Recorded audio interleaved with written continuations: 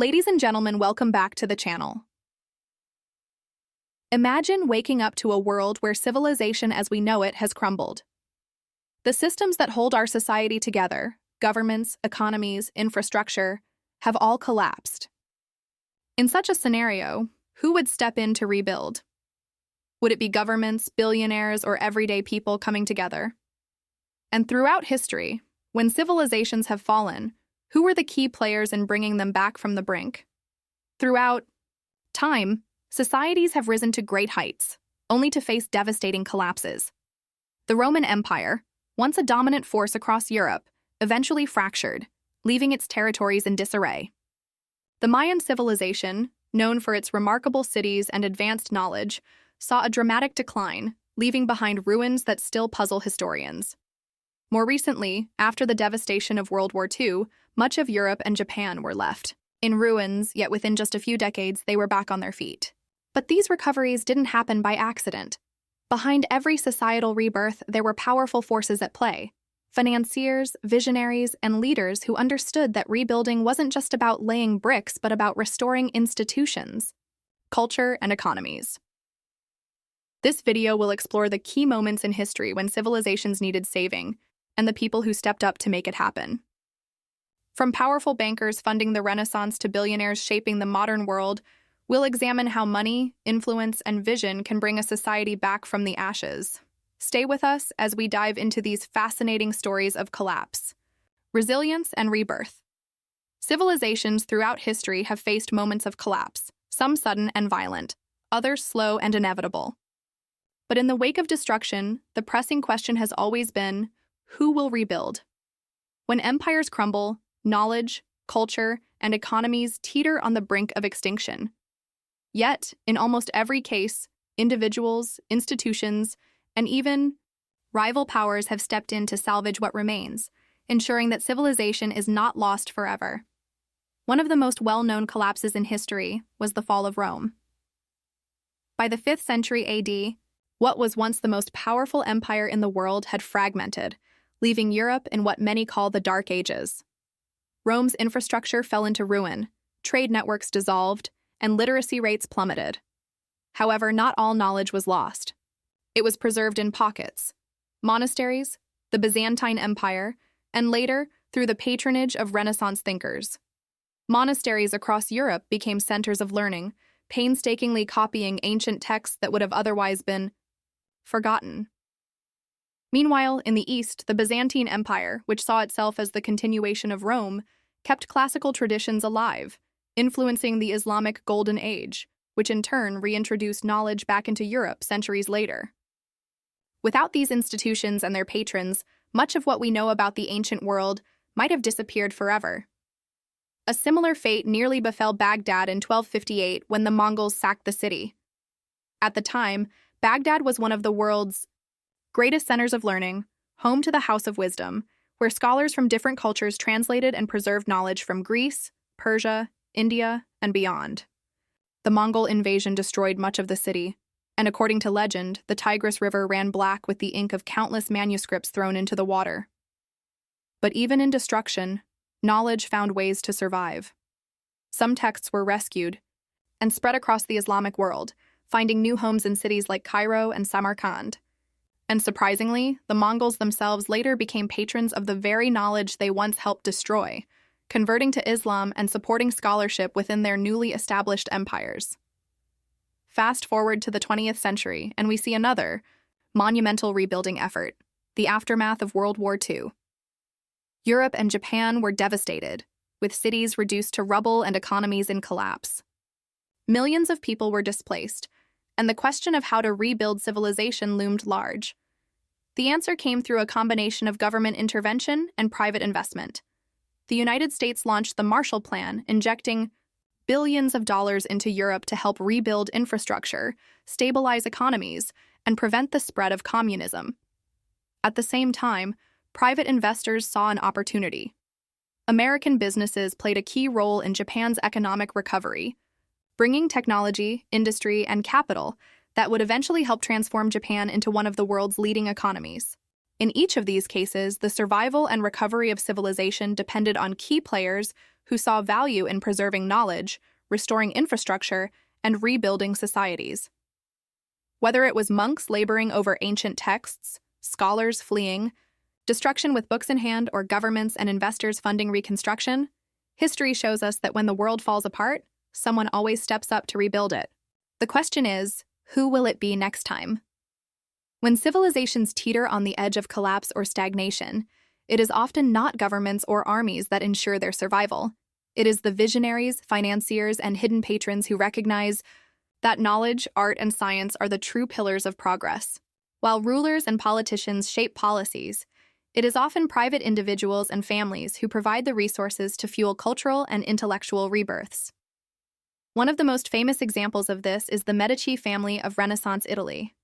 In the 15th and 16th centuries, much of Europe was still struggling to emerge from the Middle Ages. While the knowledge of the ancient world had been preserved in monasteries and distant lands, it had not yet ignited a true cultural rebirth in Europe. That changed with the Medici, a powerful banking family in Florence. They weren't just financiers, they were visionaries who understood that investing in art, science, and philosophy could reshape civilization. Under their patronage, Florence became the epicenter of the Renaissance, a movement that would redefine Western civilization.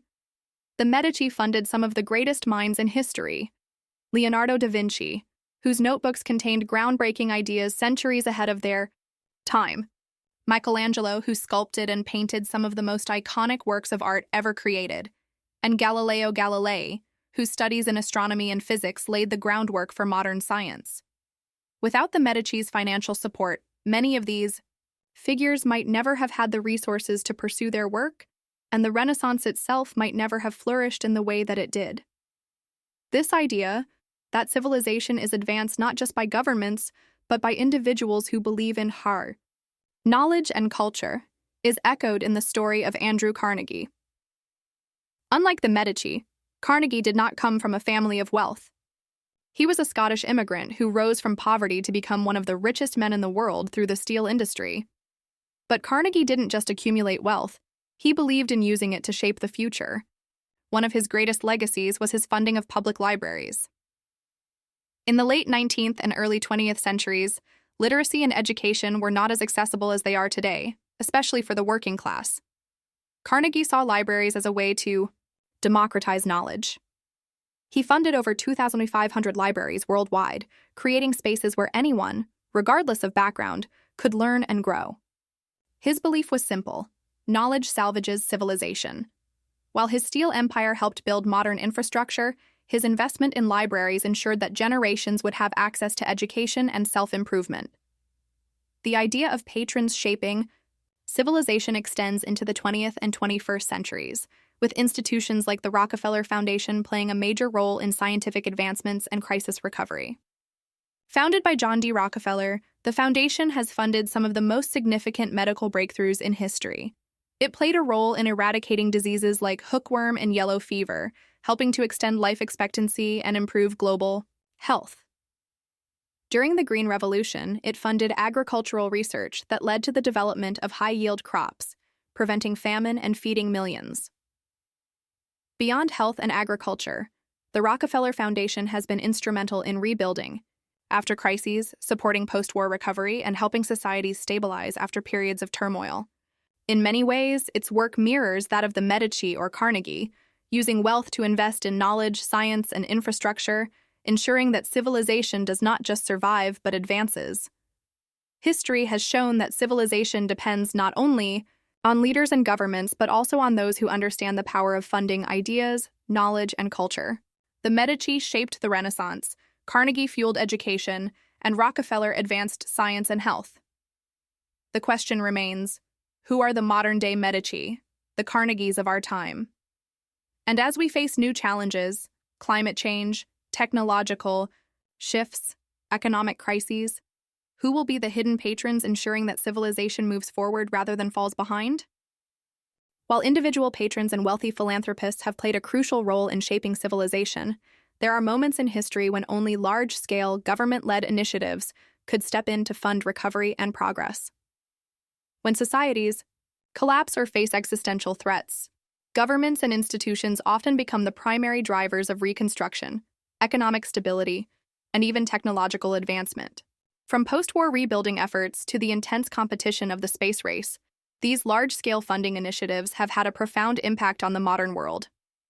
One of the most ambitious and successful government-funded recovery efforts in history was the Marshall Plan, launched by the United States in the aftermath of World War II. By 1945, much of Europe was in ruins. Cities were reduced to rubble, economies had collapsed, and millions were displaced. The devastation wasn't just physical, it was also economic and psychological, with the potential for instability to fuel further conflict or even push countries toward communism. Recognizing the need for stability, the U.S. initiated the Marshall Plan in 1948, providing over $13 billion, equivalent to over $150 billion today, to help rebuild Western European economies. This financial aid wasn't just about infrastructure, it was about restoring the foundations of civilization. The plan helped reconstruct industries, re-establish trade networks, and modernize agriculture, preventing food shortages.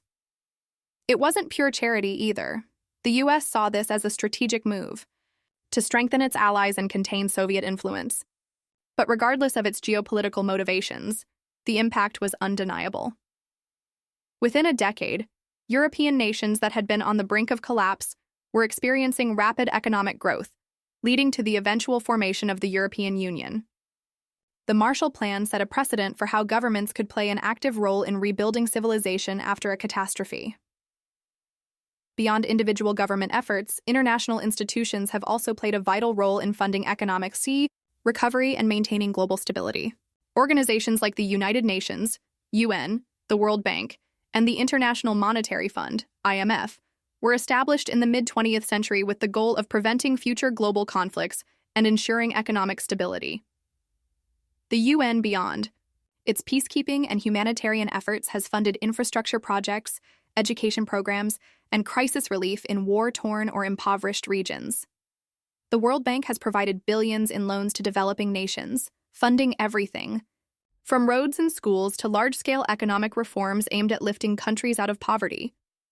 The IMF plays a critical role in stabilizing economies in crisis, stepping in when financial systems collapse due to war, corruption, or mismanagement.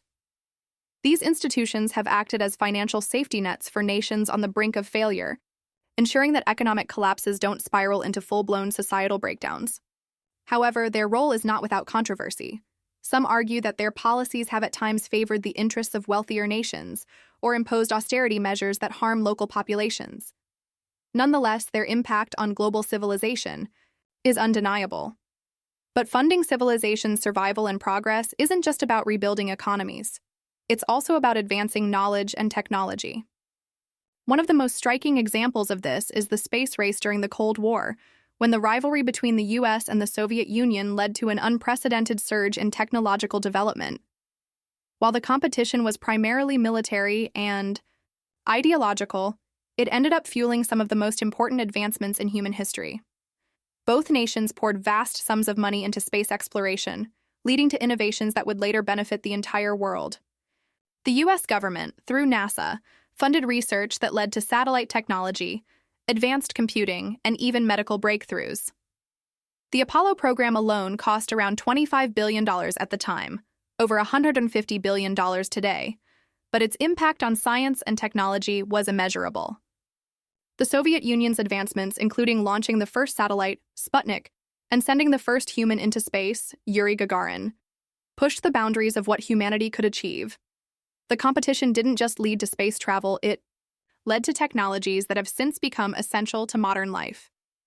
GPS, weather forecasting, telecommunications, and even medical imaging all trace their roots to government-funded space research. In a way, the space race was a form of civilization, rebuilding, not from the ashes of war, but by expanding the frontiers of human knowledge and capability. Throughout history, when crises have threatened the stability of societies, governments and international institutions have stepped in to ensure that civilizations don't just recover but progress. The Marshall Plan restored a broken Europe. The World Bank and IMF have worked to stabilize economies, and the space race pushed humanity toward new technological frontiers. But as the world faces new challenges, climate change, artificial intelligence, pandemics, the question remains: will governments continue to fund the future of civilization, or will private individuals and corporations take on that role? While governments and institutions have played a major role in rebuilding and advancing civilization, the modern era has seen the rise of a new class of funders, tech billionaires and private visionaries who are using their wealth to shape the future. Unlike the state-backed efforts of the past, these individuals are not bound by elections, bureaucracy, or political constraints. Instead, they operate on their own terms, funding ambitious projects that aim to ensure the long-term survival and progress of human civilization. One of the most well-known figures in this space is Elon Musk, whose vision extends far beyond Earth itself. Musk has repeatedly stated that his primary motivation for founding SpaceX is not just to build a space company, but to make life multiplanetary. His belief is that civilization is inherently fragile, that one catastrophic event, whether it be nuclear war, a climate disaster, or an asteroid impact, could wipe out everything humanity has built. SpaceX's goal of colonizing Mars is framed as an insurance policy for human civilization, ensuring that even if Earth becomes uninhabitable, humanity can continue elsewhere. But Musk's vision doesn't stop at space. Through ventures like Tesla, he has also focused on sustainable energy, pushing the world toward a future less dependent on fossil fuels. Meanwhile, his Neuralink project explores ways to merge human intelligence with artificial intelligence, another effort driven by his concerns that civilization could collapse if AI surpasses human control. Whether one sees him as a genius visionary or an ambitious risk-taker, there's no doubt that his funding has pushed civilization in directions that governments have hesitated to explore. Another billionaire thinking on an extreme long-term scale is Jeff Bezos, who has invested in projects designed to stretch the human perspective far beyond our current lifetimes. One of the most symbolic projects he has funded is the Long Now Foundation's 10,000-year clock, a massive mechanical clock, built inside a mountain in Texas designed to keep time for the next 10 millennia. The purpose of the clock is not just to be a marvel of engineering, it's meant to encourage long-term thinking. Bezos and the Long Now Foundation argue that modern civilization is often too focused on short-term gains, failing to plan for challenges that could emerge centuries or even millennia from now. Beyond the clock, Bezos has also invested in space through Blue Origin, his private aerospace company aimed at making space travel more routine. While his approach differs from Musk's, focusing more on space tourism and infrastructure rather than Mars colonization, he shares a similar belief that humanity must expand beyond Earth to ensure its long-term survival. But private funding of civilization's future isn't just about space and long-term philosophy. It's also about solving pressing issues today. Few individuals have had as significant an impact on global health and disease prevention as Bill Gates. Through the Bill and Melinda Gates Foundation, he has poured billions into fighting diseases like malaria, polio, and HIV, funding vaccinations, and medical research that have saved millions of lives. Unlike governments, which are often slow to act due to politics and bureaucracy, Gates has used his wealth to fund direct action, developing solutions, building distribution networks, and ensuring that medicine reaches those who need it most. His work is an example of how private funding can often be more agile and impactful than large institutions. More recently, a new wave of crypto billionaires has begun funding projects aimed at decentralizing power and ensuring civilization's survival in a digital age. Figures like Vitalik Buterin, Ethereum co-founder, and the Winklevoss twins, early Bitcoin investors, have poured money into projects aimed at creating decentralized finance, blockchain-based governance, and even experiments in independent city-states. Their belief is that modern civilization is too dependent on centralized institutions, banks, governments, and corporations, and that blockchain technology can create more resilient systems that function outside of traditional power structures. While still in its early stages, this movement raises questions about how technology could shape civilization in the coming decades. As civilization faces new challenges, climate change, geopolitical instability, and technological disruption, these private visionaries are stepping up to fund the future. Some are looking to the stars, others are focusing on global health, and some are betting on entirely new ways of structuring society through technology. Whether or not their visions will succeed remains to be seen, but history has shown that the future of civilization often depends on those willing to invest. in its survival and evolution. The question now is, will these modern patrons be the ones who shape the next era of human history? Throughout history, civilizations have risen, fallen, and, when supported by visionaries or institutions, been rebuilt. But what happens when no one steps up? What if, after collapse, there is no Medici family funding the arts, no Carnegie building libraries, no Marshall Plan to restore economies? The consequences of neglecting the rebuilding process can be catastrophic, leading to stagnation, regression, and even the complete loss of knowledge and progress. One of the most well-documented historical examples of this is the period following the fall of the Western Roman Empire in the 5th century CE. At its peak, Rome was a hub of advanced engineering, medicine, governance, and trade, with a vast infrastructure that connected cities across Europe, the Mediterranean, and North Africa. However, when the empire collapsed due to internal decay, economic instability, and external invasions, there was no coordinated effort to rebuild. The result? A gradual but devastating loss of knowledge and infrastructure. Cities shrank, aqueducts fell into disrepair, and literacy rates plummeted. Many texts of classical learning, works of philosophy, medicine, and science were lost or confined to isolated monasteries. Without large-scale funding or a stable political structure, Europe entered what is often referred to as the Dark Ages, though this term is debated among historians. Scientific advancement stalled, and it took centuries for knowledge to be rediscovered and revitalized through the Renaissance. Similar stagnation occurred in other civilizations that suffered collapse without immediate recovery. After the Mongol destruction of Baghdad in 1258, the House of Wisdom, one of the world's greatest centers of learning, was burned and countless books were lost. With the city devastated and no strong patronage system to preserve its intellectual heritage, much of the knowledge accumulated by the Islamic Golden Age was dispersed or lost entirely. Beyond the loss of knowledge, failing to fund the rebuilding of civilization can also mean losing critical infrastructure. Without maintenance and innovation, roads, energy systems, and digital networks can degrade, setting societies back by decades or even centuries. We saw a small-scale example of this with the collapse of the Soviet Union in 1991.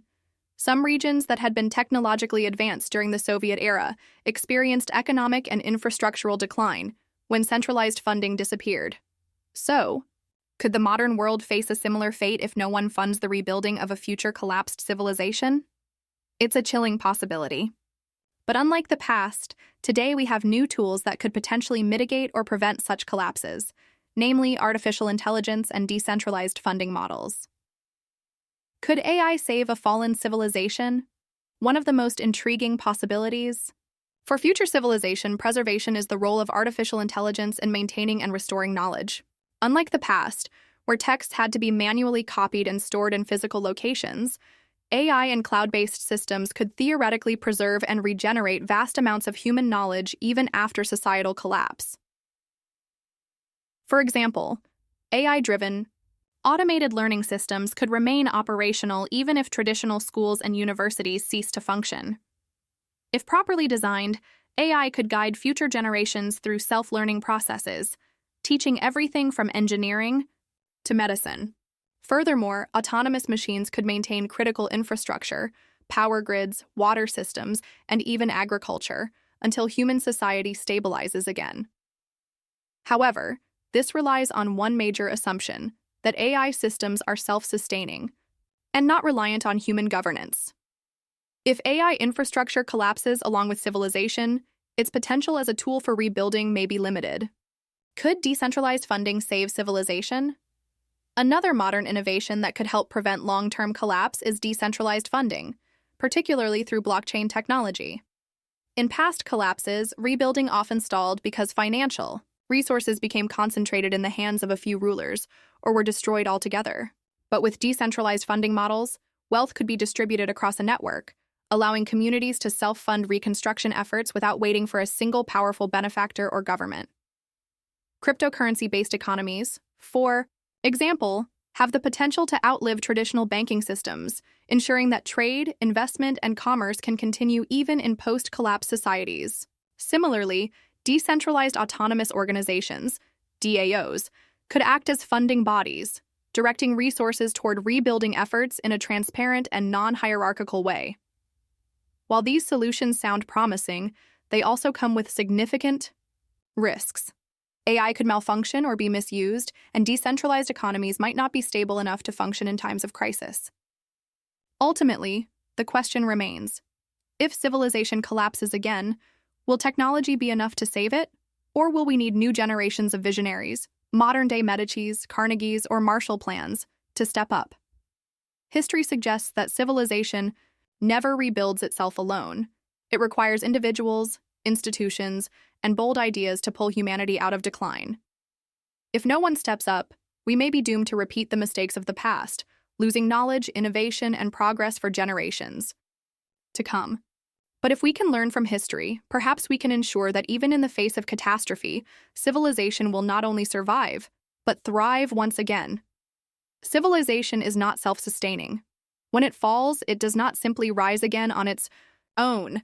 It takes visionaries, institutions, and financial backers willing to invest in rebuilding the foundations of knowledge, infrastructure, and progress. Throughout history, we've seen this pattern play out. Whether through Renaissance patrons funding the rebirth of art and science, industrialists funding education and libraries, governments financing post-war recovery, or modern billionaires investing in the survival of human civilization beyond Earth. But as we move into an uncertain future, a critical question remains: who will fund the next salvaged civilization? Will it be governments, as it was with the Marshall Plan? Will it be private visionaries like Musk, Bezos, and Gates? Or could the next phase of civilization funding be entirely decentralized, driven by AI, blockchain, and global crowdfunding?